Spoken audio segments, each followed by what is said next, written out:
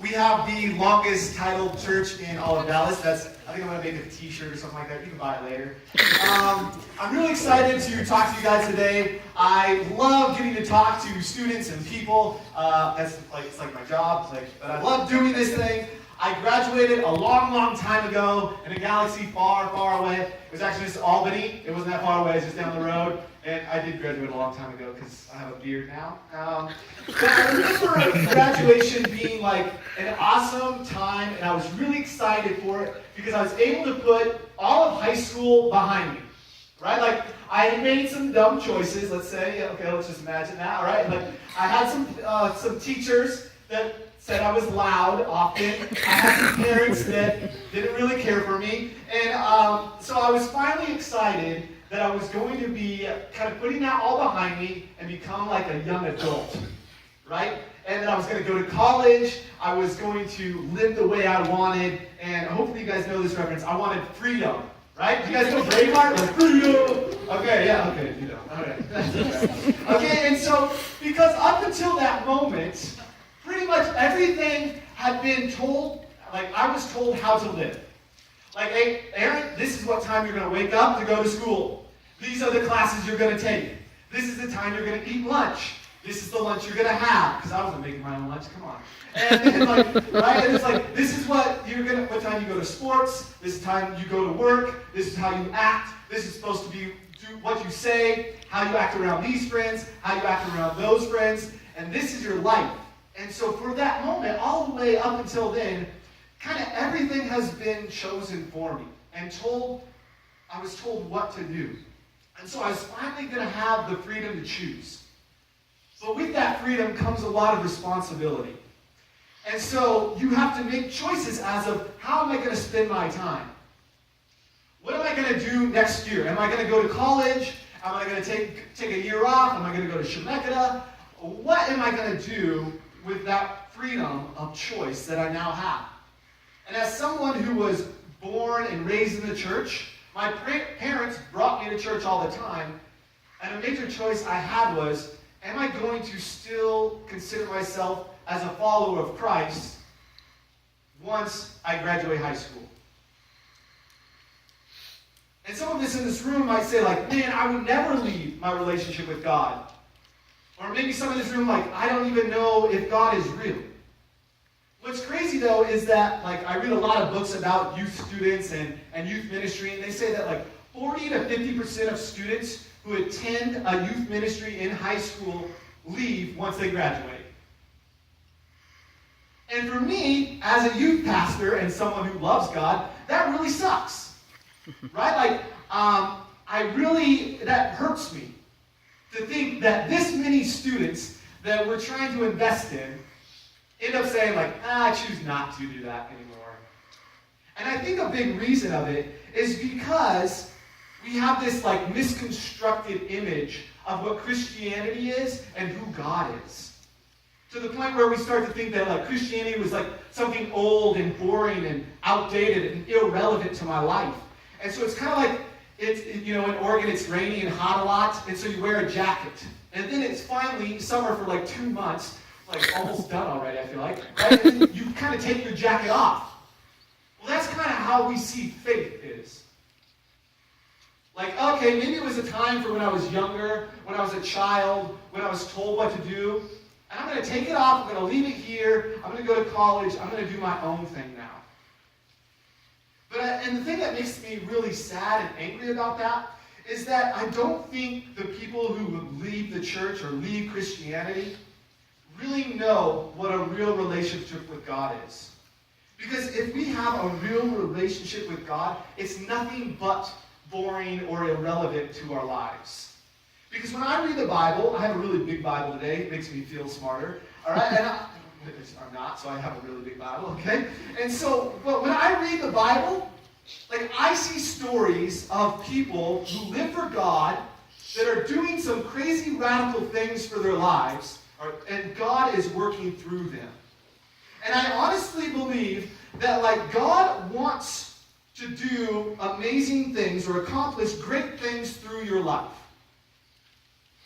And I honestly think that for all of us in this room, not just for the people who go to church, or not just the people who've been raised in the church, or not just people who are going to maybe become pastors or missionaries, I think that God wants to accomplish great things through our lives. And I want to be part of this generation and a church that the world can see God through our lives. Evan kind of stole everything I said, but that's all right, okay? God works in mysterious ways, okay? And so what's awesome is that, I want to be a part of a church and a generation where the people in our world see Christians and see God through their lives. But mostly what I see is a generation of Christians who look a lot like our culture. I see a lot of people who kind of just blend in, that kind of have the same needs and desires of the world and of society. And so, I think this isn't good. And I think that God wants to do amazing things through our lives, and that this can actually happen. And we're going to look at a story today in Daniel 3. If you have a Bible, I don't know if they're around, probably it's a church, or if you have an app even, you can open up to Daniel 3. And we're going to be looking at an awesome story of Daniel 3. All right, Daniel 3 is a great time, and I'm going to be reading out of the Message version. So if you have it in NIV or something like that, it'll be a little different, but it's going to be a good thing, okay? So Daniel 3 is where I'm going to be reading out of the Bible today. I'm going to read a little bit of it, all right? And so you're going to have to listen and pay attention for a minute, which might be hard, but if you're a senior graduating, you can do that. Go speak as well, okay? So this is what we're going to do. We're going to read Daniel 3. It's called 4 Men in the Furnace. King Nebuchadnezzar, he's a king. That's why his name's King Nebuchadnezzar. He built a gold statue 90 feet high and 9 feet thick. I'm going to repeat that. 90 feet high and 9 feet thick. And he set it up on a plain in the province of Babylon. He then ordered all the important leaders and everyone who was anyone to come and look at his statue. They all came for the dedication, and all important people, and they took places before the statue. And then someone yelled out, "Attention everyone that is here. When you hear the band, fall to your knees and worship the gold statue that King Nebuchadnezzar had set up. Anyone who does not kneel and worship shall be thrown immediately into a roaring furnace." So the band started to play, and a huge band equipped with all the musical instruments of Babylon was there, and every race, every creed, every color fell to their knees and worshipped the gold statue that the king had set up. But just then, some Babylonian fortune tellers stepped up and accused the Jews. They said, "King Nebuchadnezzar, long live the king, you gave strict orders. When the band plays, everyone falls to his knees and worships the gold statue. And whoever doesn't is going to be thrown into the furnace. Well, there's some Jews here, Shadrach, Meshach, and Abednego, and who you put into high positions in your place in Babylon, and they're ignoring you. And they don't respect your gods, and they won't worship the gold statue you set up." Furiously, King Nebuchadnezzar ordered Shadrach, Meshach, and Abednego to be brought in. And when the men were brought in, he asked them, "Is it true you won't respect my gods and refuse to worship the gold statues?" He says, "I'm going to give you a second chance, but from now on, when the band plays, fall to your knees and worship. If you don't, you're going to be thrown into the fire, into the furnace." So Shadrach, Meshach, and Abednego answered King Nebuchadnezzar, "Your threat means nothing to us. If you throw us in the fire, the God we serve can rescue us from the roaring furnace and anything else you might cook up. But even if he doesn't, it wouldn't make a bit of a difference. We still wouldn't serve your gods or worship the gold statue you set up." Nebuchadnezzar, his face purple with anger, cut off Shadrach, Meshach, and Abednego. He ordered the furnace fired up 7 times hotter than usual. He ordered men from the army to tie them up and to throw them into the furnace. Because the king was in such a hurry, the furnace was so hot, the furnace killed the men who carried Shadrach, Meshach, and Abednego into it, and while the fire raged around them. Suddenly, King Nebuchadnezzar jumped up, and he said, "Didn't we throw 3 men bound hand and foot into the fire?" "That's right," they said. But look, he said, I see 4 men walking around in the fire, completely unharmed, and the 4th man looks like the son of the gods. Nebuchadnezzar went to the roaring furnace, and he called into it, and he said, hey guys, come on out. Shadrach, Meshach, and Abednego walked out of the fire.